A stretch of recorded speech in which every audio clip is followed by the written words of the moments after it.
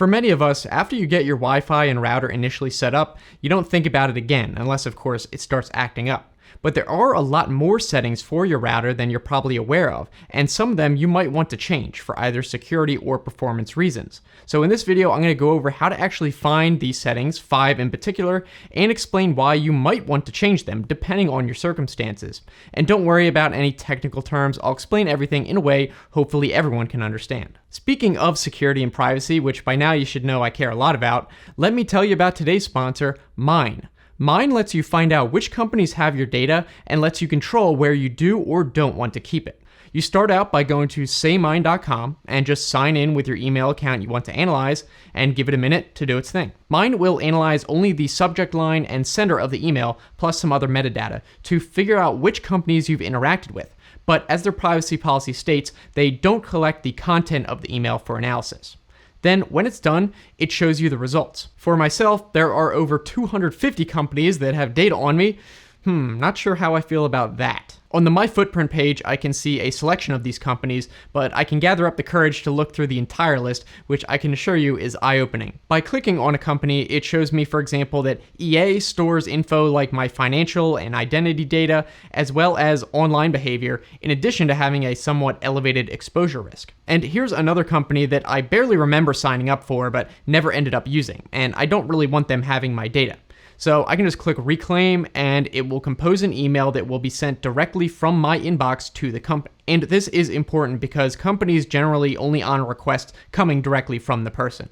Then, after you allow it to send the email, you can track and review your requests and cancel it within an hour if you change your mind. And since privacy is important for businesses too, Mine has created a solution for companies to help manage their own privacy operations, including automation of handling requests from consumers. So if you want to start reclaiming your own data, be sure to visit saymine.com now and sign up. And I'll also put that link in the description. And with all that being said, let's continue. Alright, so first off is how to actually get to your router settings, but if you already know how to do that, you can just skip ahead with the chapters. Now this will vary slightly depending on your brand of router, but is mostly the same.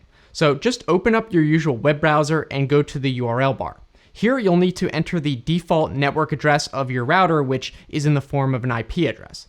The most common ones are going to be either 192.168.1.1 or 192.168.0.1, but there are a few other less common ones I'll just put on the screen here. If none of these work, try Googling the specific model number of your router plus admin login page or config IP address, something like that, to find it. In some cases, it might be printed on the bottom or the back of the router, and it may even be like this Netgear one that says routerlogin.net, which redirects to the IP address at 192.168.1.1. So both work in this example. After you get to the login page, unless it had you change the password when you first set it up, you'll have to get the default login for your router. It might also say it right on the router itself, like it does with this one, where it's just admin as the username and password for the password. And actually, no matter what router you have, I would just try that first because it's the most common, admin password. If it doesn't tell you on the router itself and the admin password combination doesn't work, again, just Google the model number and default admin password to find it. Or you can try, instead of the model number, the router brand, because each manufacturer usually uses the same login on all their models anyway. So once you're able to log in, we're now ready to talk about the main topic, the actual settings. And starting off with number 1, let's just get this one out of the way, but you gotta change that default password. Not the Wi-Fi password, but the one to access that admin page. Imagine, for example, if a virus were to infect one of your computers and your router has the default password, then it could theoretically go in there, change a couple settings, and then redirect your entire network's traffic wherever it wants and do who knows what with it. The settings pages are all going to look different across brands and models, but in most consumer routers, there's usually a section somewhere called administration or something similar. So just look for that, and in this case, it's under an advanced tab, and then under administration, it says set password. And of course, for all of these, you can just consult the official support page for your particular model. On to number 2, this one will take a bit of explanation, so bear with me, I do consider it important. and that is a feature called Universal Plug and Play, which is usually abbreviated as UPnP. It's enabled by default on most routers these days, but many people in the security industry consider it too much of a security risk to leave enabled. The feature does serve a legitimate purpose, and the technical explanation is that it allows any program from within your network to open ports on your router's firewall and forward them to your computer. Now, in regular terms, imagine your internet connection being a highway with a whole bunch of lanes, over 60,000 actually, which are the ports. And the firewall is like a toll booth or checkpoint that allows or blocks all packets of data, which you can think of like cars, based on rules. For the most part, all traffic is allowed to be sent out unless there is some specific block rule for it. But it only lets data in if it's basically a response to something that went out first. That's a simplified explanation, but it's the general idea. And for 99% of programs, this is all that's needed. In some cases, though, someone might use a program that needs to receive unsolicited connections, such as actually hosting a game server, doing peer-to-peer file sharing, stuff like that. In that case, for the program to work properly, it needs to have one of the ports open. So for example, some random player on the internet can request to connect to your server. For this, one option is to go into the router and manually forward the ports to your computer so the lane goes directly to your computer and the program can listen to that lane or port. Or the other option is Universal Plug and Play, which lets any program just open whatever ports it needs. That's fine and dandy until some clever virus or exploit comes along and then is allowed to just open every port on your router to your computer. Now, your computer should have its own firewall, but presumably the virus or exploit would also be trying to mess with that at the same time. And by the way, this isn't just speculation. There have been several UPnP exploits in the past. So my recommendation is find this setting in your router, disable it, and see if it causes any problems. I can almost guarantee that you will not notice a difference, but if you do randomly have unexplained connection issues with certain problems, you can always try re-enabling it. If you find it is needed for something you use, you can either just keep UPnP enabled, or if you're willing to put in a bit of effort, you could look up the ports used by that program and forward them yourself manually. It's really up to you. Okay, next up is number 3, which is your default DNS server. And no, it's not as boring as it sounds. I actually think you'll find this one cool, and it's useful for more than just what you might assume initially. DNS stands for Domain Name System, but you don't need to know that. How this works is when you enter a domain name for a website like youtube.com, your computer needs to get the IP address to connect to it. And the DNS server is the thing your computer asks to translate a domain name to an IP address for it. It does not route all your traffic through the DNS server. Your computer just asks it for the website's IP address, and then once it has it, you connect directly to the website you want using that IP address. By default, your router and computer will just use the DNS servers automatically provided by your internet service provider. However, if you want to get fancy, there are other free DNS providers out there you can choose to use that may be significantly faster than your ISP or have additional features such as malicious domain blocking. For example, even Google provides a public DNS server anyone can use. These DNS settings might be under something called network settings, internet settings, or maybe advanced settings, but again, it's going to vary, so you'll just have to find it yourself, but it will be in there. Regardless though, you'll almost always be given two settings, the primary and secondary DNS servers, both of which the DNS provider will tell you. One example, like I mentioned, is Google's DNS, which is known to be pretty fast, and the IPs for those primary and secondary are 8888 and 8844. Another one I like is Cloudflare's DNS, the default of which is 1.1.1.1 and 1.0.0.1. But they also have other options like a malware domain blocking one, and even one for blocking malware and adult content for those with kids. The malware blocking isn't a guarantee, obviously, and again, only blocks malicious domains. It's not like it can scan your traffic and see what you're downloading, but it's a nice extra layer. As a side note, you can also change the DNS settings for your individual devices instead of the whole network on your router. All right, on to number 4, we have the Wi-Fi channel width. What does that mean?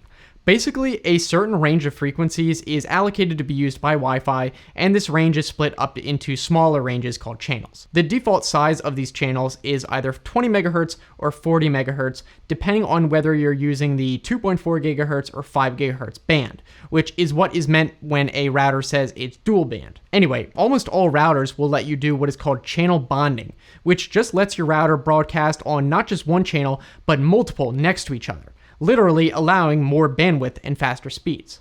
On some high-end routers, you can even combine up to 8 5 GHz channels. However, that doesn't mean that everyone should go and choose the biggest bandwidth they can. If you live in an area with a lot of other Wi-Fi networks, like an apartment building, it's probably better off just to keep the default 20 megahertz or 40 megahertz for 5 gigahertz. Because the wider the channels you're using, the more you'll be getting interference from other people's routers on those channels. Whereas if you keep the default, you're a lot more likely to have a whole channel to yourself, and maybe end up getting better range and speed that way. However, if there's not a ton of Wi-Fi interference around you, like you live in a house with a decent amount of space between neighbors, you can probably get away with 80 megahertz wide channels. And this is for the 5 gigahertz band, by the way. The 2.4 gigahertz band literally only has 3 20 megahertz wide channels, so you probably don't want to go higher than 40 megahertz wide there. As for the 160 megahertz wide option, I'd only bother with this if you are somewhat far from your neighbors, and even still, this one is a bit trickier because